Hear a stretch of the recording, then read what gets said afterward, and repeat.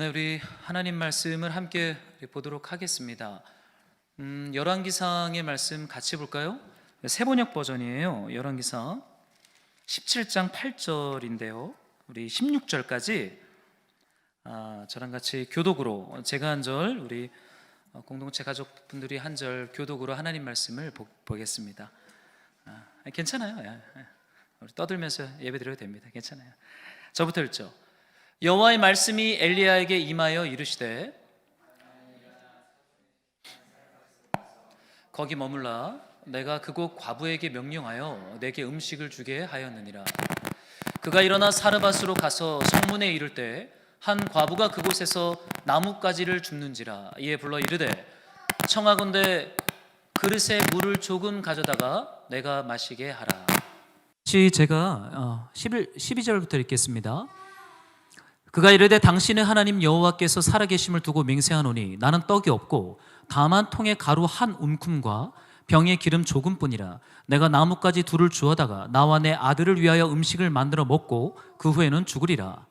엘리야가 그에게 이르되 두려워하지 말고 가서 내 말대로 하려니와 먼저 그곳으로 나를 위하여 작은 떡 한 개를 만들어 내게로 가져오고 그 후에 너와 내 아들을 위하여 만들라.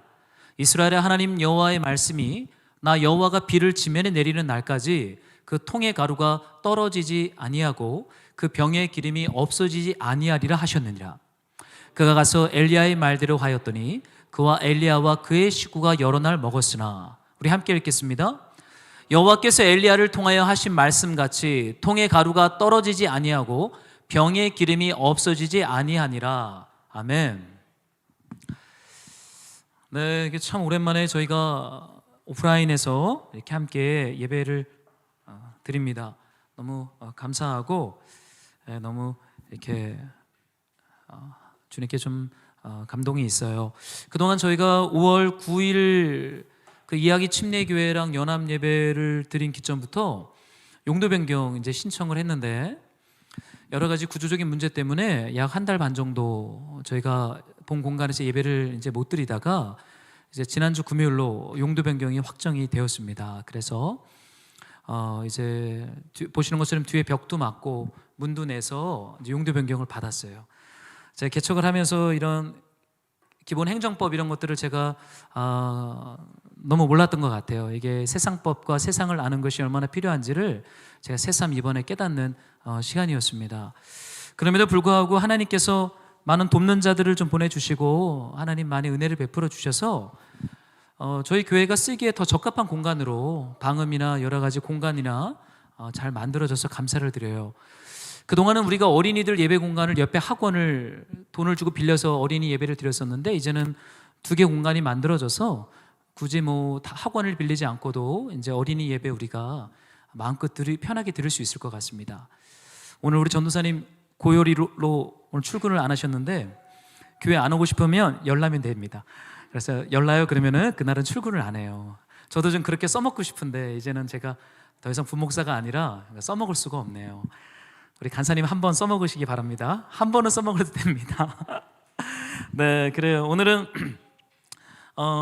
이제 다음 주부터 우리가 사도행전 시리즈 들어가기 전에 좀 기도하면서 주셨던 마음, 이 사르밧, 이 과부에 대한 말씀 나누고 우리가 주님 앞에 좀 앉아 있으려고 합니다.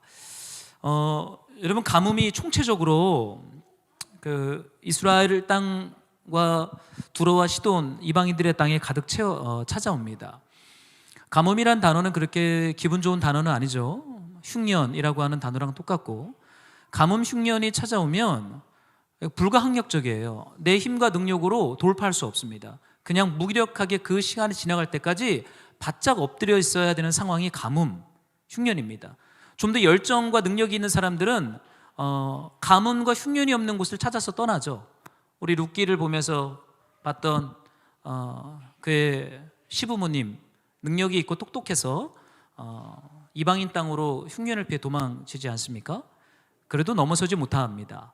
근데 오늘 성경 말씀을 봤더니요, 이스라엘 온 땅에 가뭄이 찾아왔는데 하나님께서 엘리야에게 그리시네가에 가서 숨어 있어라. 여기에서 너를 먹고 살고 가뭄이 끝날 때까지 내가 공개하겠다라고 하면서 하나님이 그리시네가로 보내요. 그런데 오늘 성경 말씀 7절에 보니까 제가 좀 읽어드릴게요. 그런데 그 땅에 비가 내리지 않으므로 얼마 있지 않아서 시냇물까지 말라버렸다.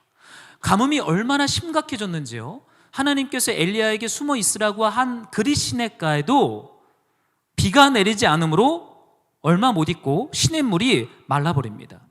여러분 한번 상상을 해보세요. 시냇물이 마르면 어떤 일이 일어나겠습니까? 물론 지금은 우리 아파트 수도꼭지를 틀면 물이 졸졸졸 흐르죠. 그 근원은 시냇가입니다. 시냇가 물을 모아놨다가 펌프로 저장해놨다가 각 아파트로 공급하는 거죠. 시냇물까지 말라버리면요 8억 되는 아파트도 소용없어요.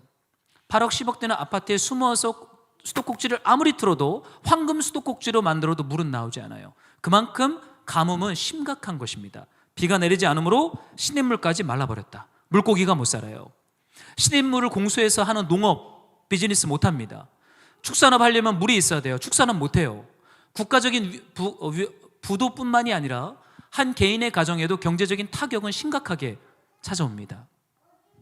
농업은 후퇴하고 축산업은 스탑하게 됩니다.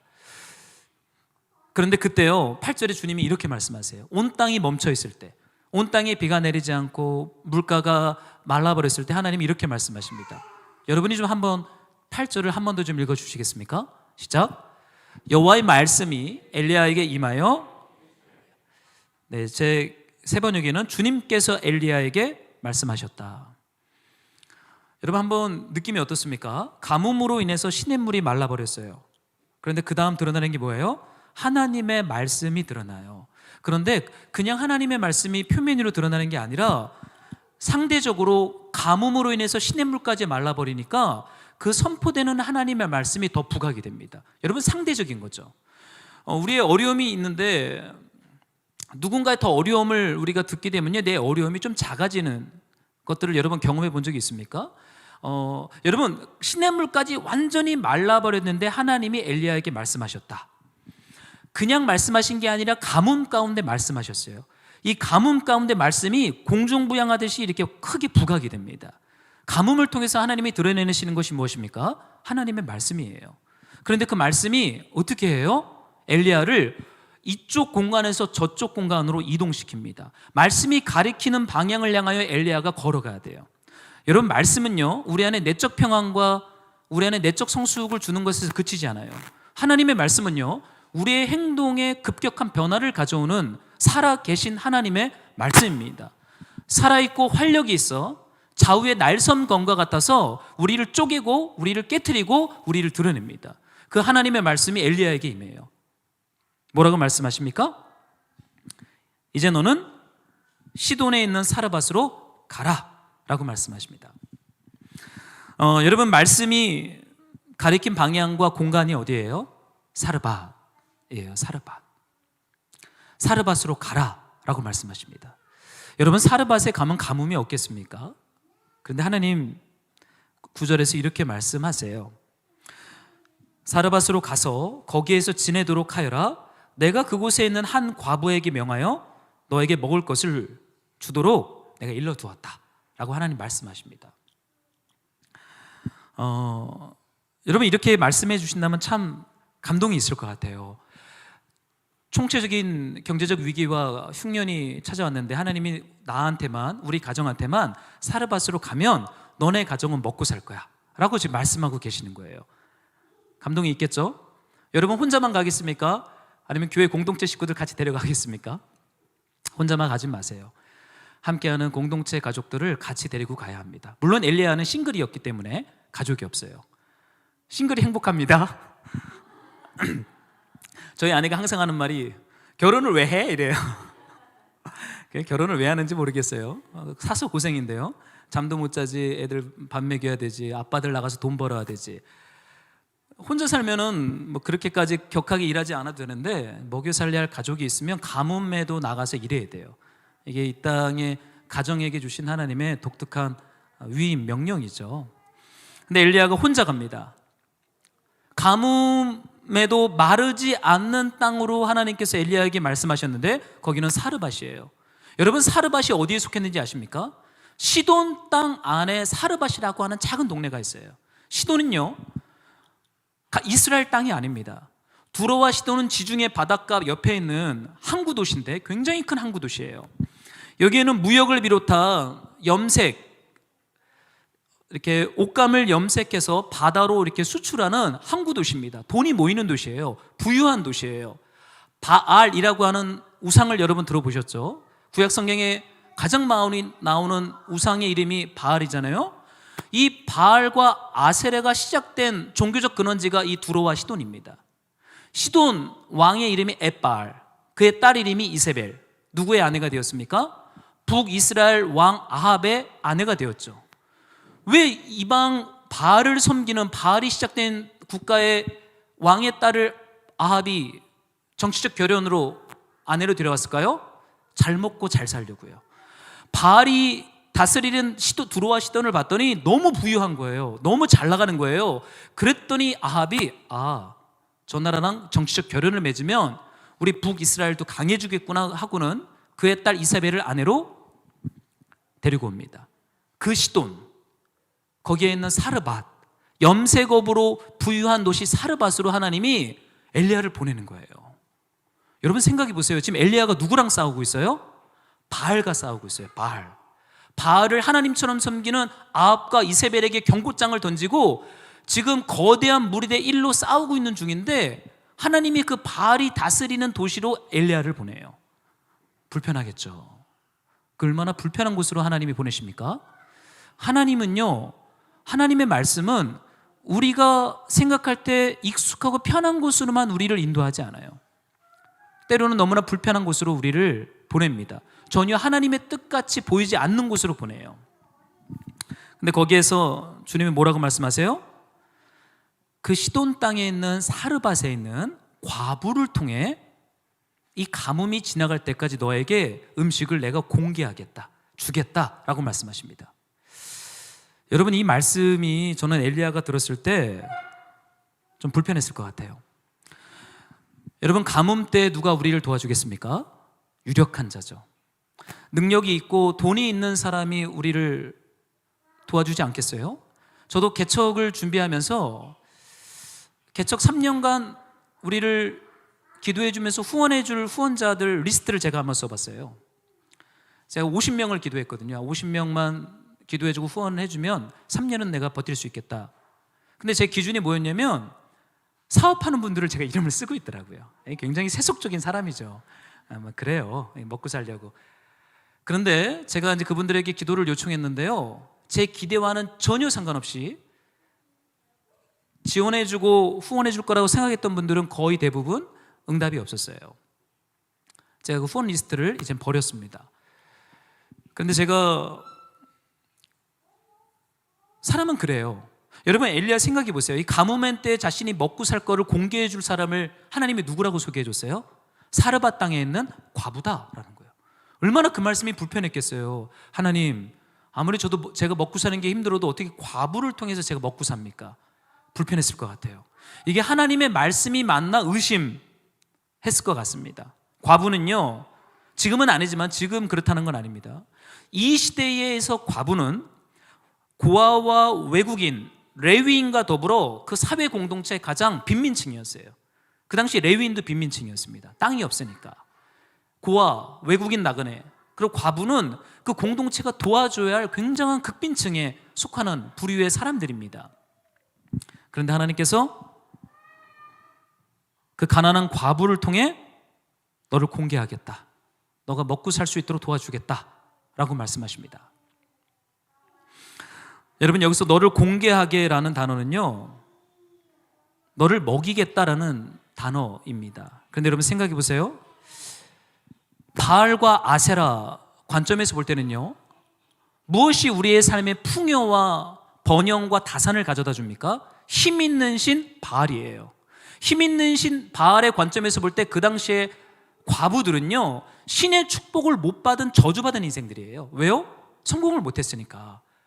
부유한 인생이 못됐으니까 저주받은 인생 클래스에 속합니다. 그런데 하나님께서 말씀하시길 그 가난한 과부를 통해 이 가뭄의 때에 하나님의 선지자가 비가 내릴 때까지 먹고 살 수 있도록 돕겠다라고 말씀하세요. 여러분, 이 말씀 속에 담겨 있는 하나님의 메시지가 보입니까? 도전 정신입니다.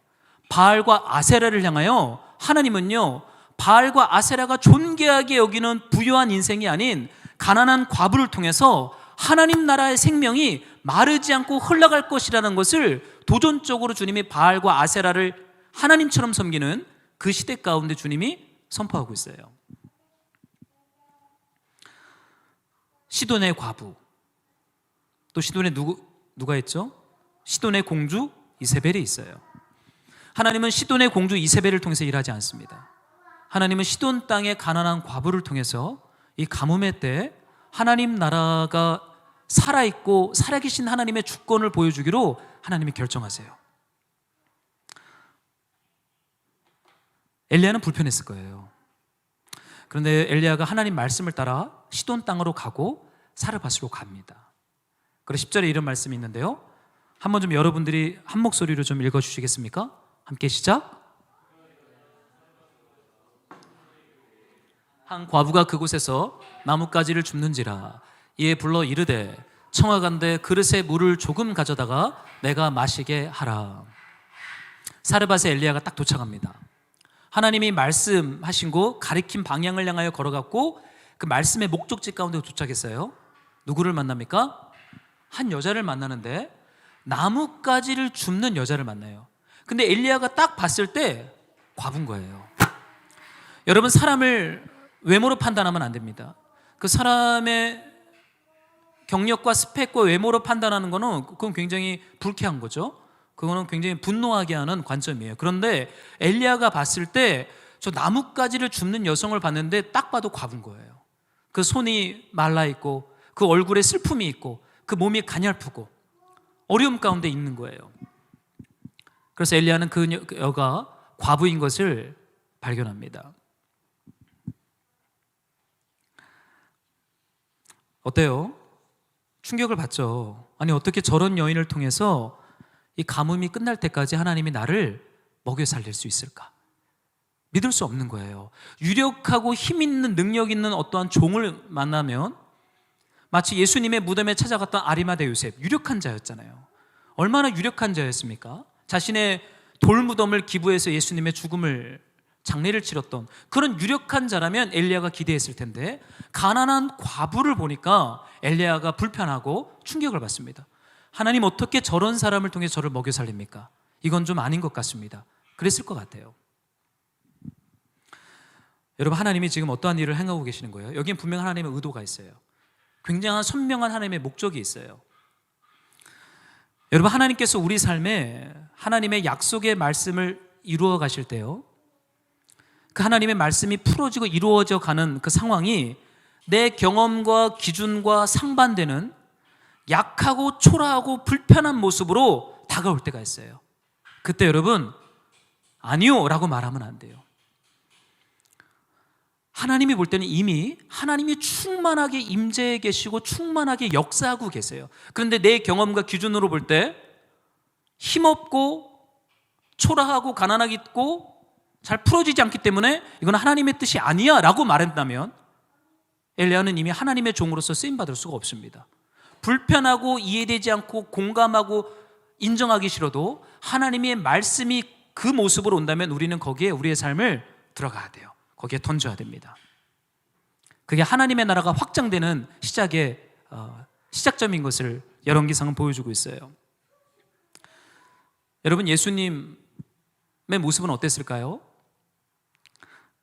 영화를 보면, 미국 특히 서구에서 만든 영화들을 보면 우리 예수님의 모습을 꽃미남으로 그렸죠. 이렇게 머리가 길고 몸매가 막 어깨 근육 이렇게 역삼각형의, 얼굴은 하얀 꽃미남.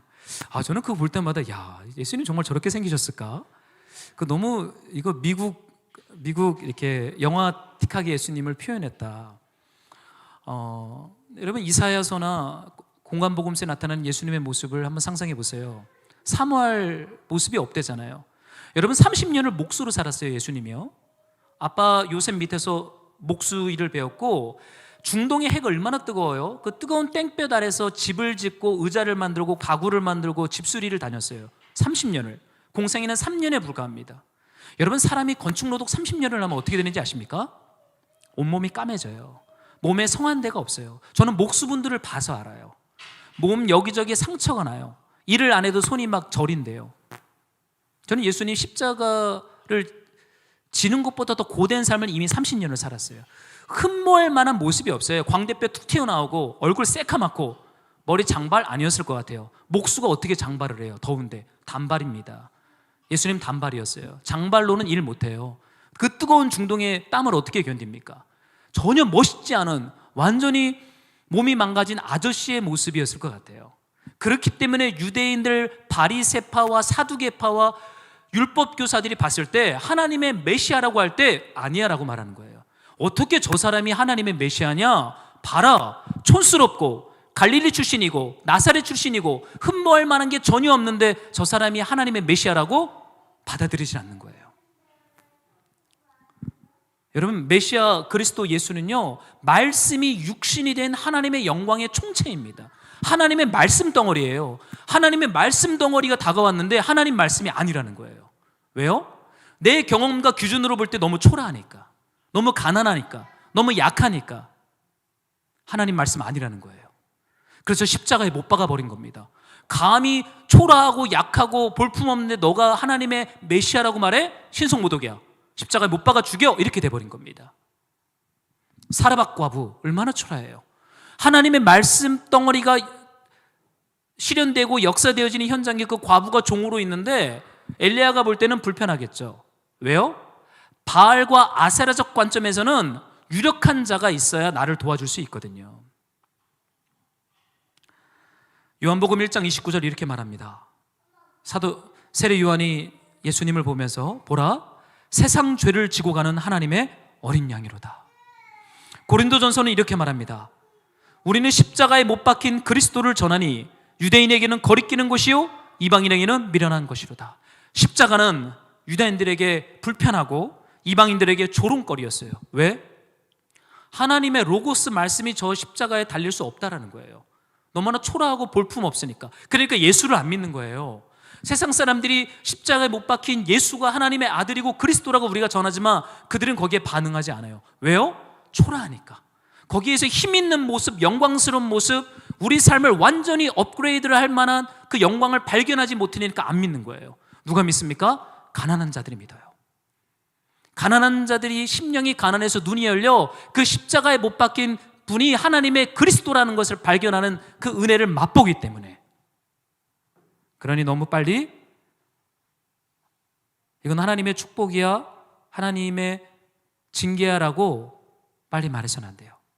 가난하고 초라한 징계와 같은 모습이 우리를 가뭄 때 살리시는 하나님의 영광의 모습으로 우리에게 다가올 수 있기 때문입니다.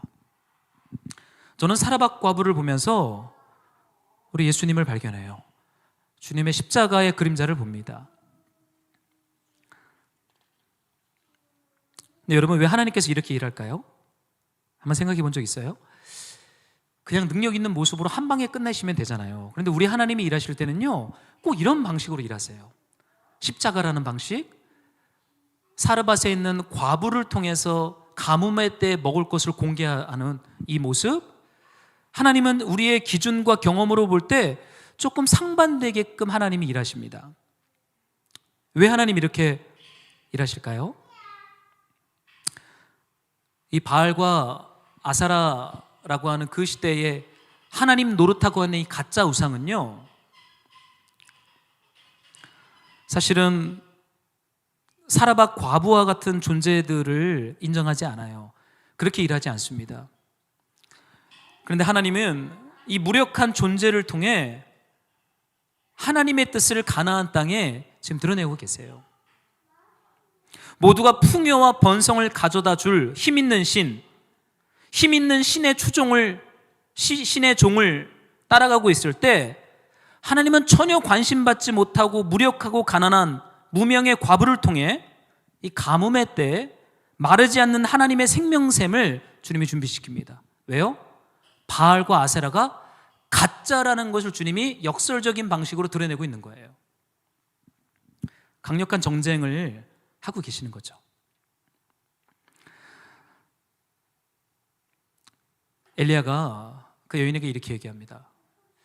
나한테 물도 좀 주고 내 손에 있는 떡도 좀 나한테 좀 다오. 그렇게 얘기를 합니다. 먹을 것도 조금 가져다 주면 좋겠다라고 얘기를 합니다. 그러니까 그 여인이 이런 얘기를 해요. 한번 여러분들이 이 12절의 말씀을 한 번만 더 우리 힘있게 좀 읽어볼까요? 함께 시작. 그가 이르되 나는 떡이 없고 다만 통에 가루 한 움큼과 병에 기름 조금뿐이라. 내가 나뭇가지 둘을 주어다가 나와 내 아들을 위하여 음식을 만들어 먹고 그 후에는 죽으리라. 엘리야가 뭐라고 요구합니까? 물 좀 주세요 얘기합니다. 물이야 줄 수 있죠. 물론 그때는 물도 구하기 힘듭니다. 가뭄이라 시내까지 말랐잖아요. 굉장히 금수저, 비싼 물이에요. 근데 그 비싼 물을 달래요. 초면인 사람한테. 더 나아가서 먹을 것도 달라고 말합니다. 여러분 생각해 보세요. 그러니까 여인이 뭐라고 말해요? 통에 밀가루 한 움큼, 요만큼. 그리고 병에 그 밀가루를 이렇게 만들어서 떡을 구울 기름 요만큼 있다고 얘기를 합니다. 근데 떡을 달래요, 엘리야가. 근데 그 여인이 말하기를 이건 내 아들과 먹을 마지막 음식입니다 라고 얘기를 합니다. 그럼 어떻게 해야 돼요? 사람이면 어떻게 해야 됩니까? 아유, 괜찮습니다. 그냥 아들과 드십시오. 이래야 돼요. 근데 엘리야가 뭐라고 말합니까? 13절에 이렇게 말해요. 나를 위하여 작은 떡 한 개를 만들어 내게로 가져오라. 무례한 사람처럼 보이죠? 그리고 이 사르밧 과부의 이 표현 속엔 절절한 아들 사랑을 넘어서 그 삶의 깊은 빈곤함, 비참함, 그 시대가 얼마나 참담한 세상이고 사회인지, 먹고 살기 힘든 세상인지를 이 고백 속에서 절연하게 보여주고 있어요. 그런데 이 여인이요, 이 고백을 하면서 이런 표현을 합니다. 앞에 보면 당신의 하나님 여호와께서 살아계심을 두고 맹세하노니 라는 표현을 써요. 주 하나님의 살아계심을 두고 내가 맹세합니다 라고 사르밧 과부가 지금 표현하고 있어요. 여러분 이 표현이 어디에 나왔냐면 열왕기상 17장 1절에 보면 엘리야가 아합과 이세벨에게 하나님의 가뭄을 선포할 때 이렇게 표현합니다. 제가 좀 읽어드릴게요. 내가 섬기는 주 이스라엘의 하나님께서 살아계심을 두고 맹세합니다. 내가 다시 입을 열기까지 앞으로 몇 해 동안은 비는커녕 이슬 한 방울도 내리지 않을 것입니다. 엘리야가 아합과 이세벨한테 하나님의 말씀을 선포할 때 어떻게 표현했어요? 살아계신 주 하나님의, 내가 섬기는 주 이스라엘의 하나님의 살아계심을 두고 맹세합니다 라는 표현을 썼어요. 지금 사르밧 과부가 그 표현을 쓰고 있어요. 살아계신 주 하나님으로 맹세합니다 라는 표현을 씁니다.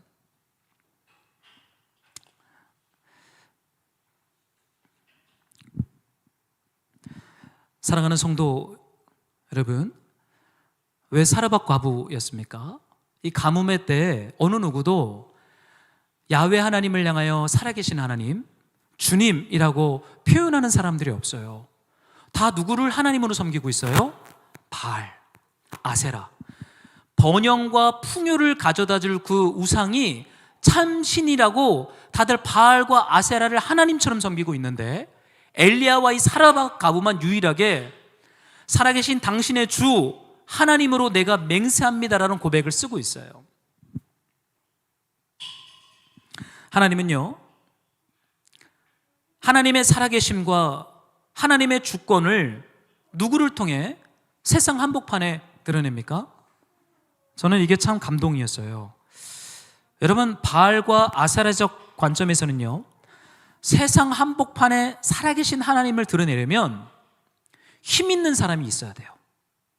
그 힘 있는 사람이 성공한 스토리를 가지고 내가 신의 이름으로 했더니 이러한 성공을 이루었다라고 말해야 그 신의 살아계심이 증언되어져요. 그건 지금도 동일합니다.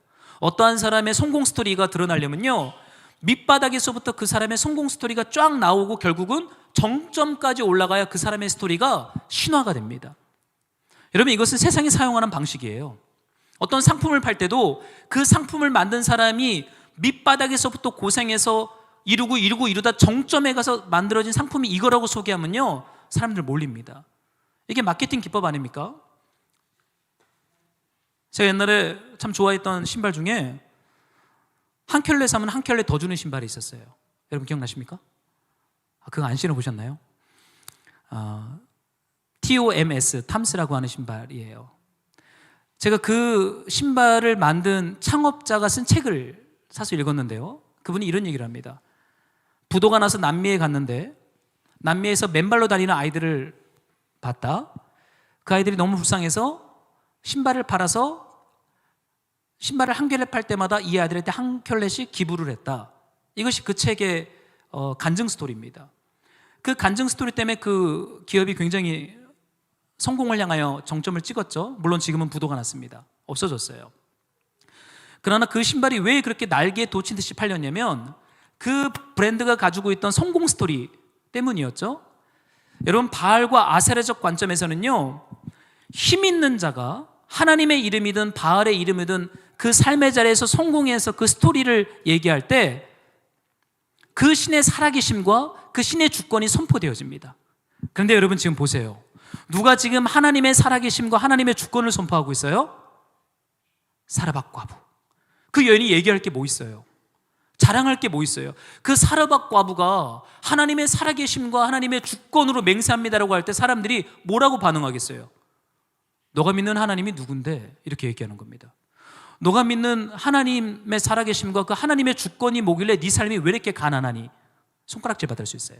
하나님의 영광이 전혀 드러나지 않게 되는 거죠. 그런데 참 놀라운 것은 하나님은요, 사르밧 과부를 통해서 하나님의 살아계심과 하나님의 주권을 바알로 가득 찬 세상에 드러내기로 하나님이 작정하셨어요. 여러분, 이게 뭔지 아십니까? 십자가입니다. 십자가가 자랑할 게 뭐가 있어요? 저 십자가를 볼 때 무슨 간증과 성공 스토리가 있어요? 그 볼품없는 나사렛 목수가 달려 죽은 저주받은 십자가인데 거기에 하나님의 살아계심과 하나님의 주권을 말할 여지가 있습니까? 없어요. 그런데 하나님은 그리스도의 십자가를 통하여서 하나님의 살아계심과 하나님의 주권을 세상 가운데 선포하기로 결정했습니다. 하나님은 가난한 그리스도, 매력 없는 십자가를 통해 하나님의 온 세상을 향한 심판과 구원의 주권을 행사하기로 결정했어요. 사랑하는 우리 가족 여러분, 하나님의 살아계심과 주권을 강력하게 흐르는 물줄기에서 찾지 마세요. 이해되지 않는 말씀과 이해되지 않는 상황 속에서도 하나님의 살아계심과 하나님의 주권이 힘있게 우리를 인도하고 있다는 걸 여러분 꼭 발견하셔야 돼요. 더우면 에어컨을 온도를 좀 이렇게 낮춰주시겠습니까? 이렇게 온도, 저 뒤에 에어컨 키가 있어요. 바람 세기를 좀 크게 해줘도 될 것 같아요. 좀 더우신 것 같다. 바람 세기를 세게 해요. 근데 그 뒤에 이런 말씀이 있습니다. 이 여인이 뭘 자랑합니까? 내가 가지고 있는 게 뭐냐면 이렇게 얘기를 해요. 다만 통에 가루 한 움큼, 병에 기름 조금만 있습니다. 여인이 그렇게 얘기를 해요. 자랑할 게 저거밖에 없는 거예요. 하나님의 살아계심과 하나님의 주권을 얘기하는데 뒤주에 밀가루 한 움큼, 유리병에 기름 조금만 있습니다. 이 여인의 전 재산입니다. 이걸로 무슨 하나님의 살아계심과 하나님의 주권을 선포해요? 여러분, 저런 걸로 하나님의 살아계심을 선포할 수 있겠어요? 그러니까 엘리야가 뒤에 이렇게 얘기하잖아요. 한번 14절을 우리 한 번만 더 같이 좀 읽어볼까요? 이스라엘의 하나님 여호와의 말씀이 나 여호와가 비를 지면에 내리는 날까지 그 통의 가루가 떨어지지 아니하고 그 병의 기름이 없어지지 아니할 것이다. 무슨 말입니까? 하나님께서 이 가뭄의 때에 마르지 않는다는 건 거기에 하나님의 신적 임재가 있다는 거예요. 하나님의 살아계심이 힘있게 역동하고 있다는 거예요. 어디에서 그것이 일어납니까? 너 통에 있는 가루와 병에 있는 기름이 이 가뭄이 끝날 때까지 결코 마르지 않을 것이다 라고 하나님 말씀을 하세요. 하나님이 무엇을 통해서 일하십니까? 과부의 손에 있었던 통, 기름병을 통해서 하나님이 온 세상에 하나님의 살아계심과 하나님의 주권을 보이기로 결정하셨어요. 참 놀랍죠. 여러분, 하나님 그렇게 일하세요. 그러니까 우리는 그런 말 하면 안 돼요. 하나님, 제가 하나님을 위해서 어떻게 일해야 됩니까? 저는 가진 무기가 없습니다. 이런 말 하면 안 돼요. 우리는 적어도 집에 그릇이 수십 개입니다. 그릇 많으시죠? 우리도 이사 준비하면서 이제 그릇 좀 버리려고요. 병이 얼마나 많아요. 냉장고 열면 그릇들이 얼마나 많아요. 우리 기름이 얼마나 많아요. 종류별로 다 있잖아요. 여러분, 우리 안에 있는, 나는 하나님의 살아계심과 주권을 드러낼 만한 것이 내 안에 없어라고 말하면 안 돼요. 왜냐면 하나님은 과부의 통과 기름병을 통해서 하나님의 살아계심과 주권을 드러내기로 결정했기 때문에. 그런데 여러분, 여기서 사용한 이 통이란 단어는 히브리어에 보면 카드라는 단어인데요, 이 단어가 동일하게 사용된 구절 중에 사사기 7장에 이런 말씀이 있어요. 제가 좀 읽어드릴게요. 그는 300명을 세 부대로 나누고 각 사람에게 나팔과 빈 항아리를 손에 들려주었다. 빈 항아리 속에는 횃불을 감추었다. 여러분, 이 말씀 기억하세요? 기드온의 300용사. 기드온이 이방 민족들과 전쟁을 치를 때 무기가 없었잖아요. 그때 하나님께서 주신 전략이 뭐였어요? 빈 항아리에 횃불을 감추고 그냥 진격해라라고 말씀하잖아요. 수천 명 적군들 앞에서.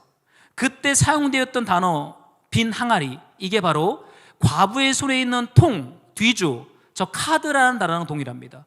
하나님이 전쟁 가운데 사용했던 도구가 뭐예요? 빈 항아리, 과부의 손에 있는 한 움큼 밀가루가 담긴 통. 여러분, 하나님 그렇게 일하세요. 엘리야가 바알 제사장들과 열왕기상 18장에 가면 싸우잖아요. 700대 1로 싸우지 않습니까? 700명의 바알 선지자랑 하나님의 살아계심을 주장하는 선지자 엘리야 혼자 700대 1로 싸워요. 그때 엘리야가 어떻게 싸워요? 18장 33절에 보면 물통 4개에 물을 가득 채우래요. 그리고 나무로 쌓은 단에다 물을 계속 붓잖아요. 그걸 불이 떨어지나 안 떨어지나 우리 기도해보자, 누가 참 하나님인지 실험해보자 그러잖아요.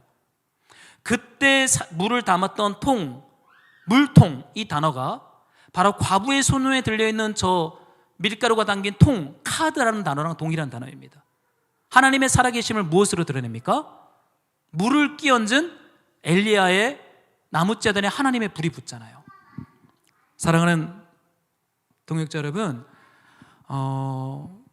부정적이고 약하고 초라한 것을 우리 하나님께 드리세요. 하나님이 그것으로 일하기를 원하세요. 그게 그리스도의 십자가입니다.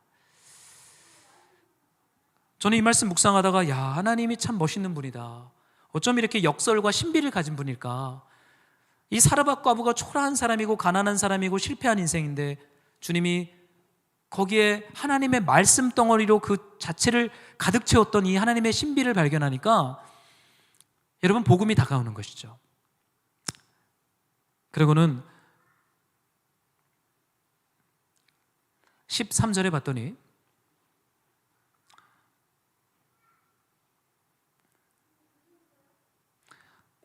이 과부가 먹을 걸 만들어서 엘리야에게 공개해요. 그럼 어떤 일이 일어납니까? 가뭄이 끝날 때까지 15절에 이런 말씀 있죠. 그가 가서 엘리야의 말대로 하였더니 그와 엘리야와 그의 식구가 여러 날 먹었다. 가뭄의 때 그 통과 기름병에 밀가루와 기름이 마르지 않는 거예요. 그런데 과부 혼자 먹지 않습니다. 여기 성경에 봤더니 그의 식구가, 그의 공동체가 함께 먹었다. 하나님의 나라죠.